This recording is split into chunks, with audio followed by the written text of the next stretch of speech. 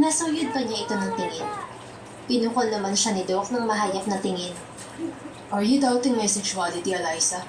I gave you 3 kids in one night.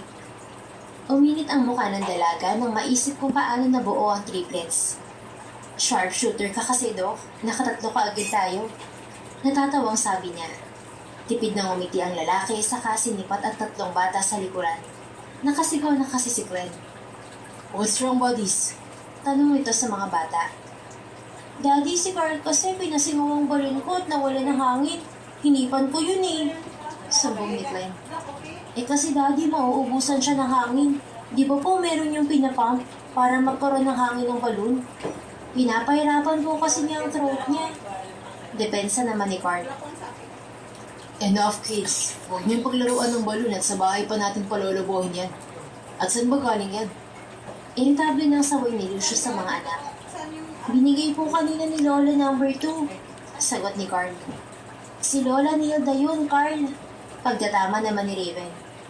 Whatever. Supladong wika ni Carl. Kumalakip-kip pa.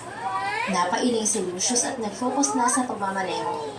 Si Eliza na lamang ang kumausap sa mga bata na nakinig naman agad. Pagdating sa condo unit ni Lucius ay inasakaso ni Eliza ang gamit nila ni Raven.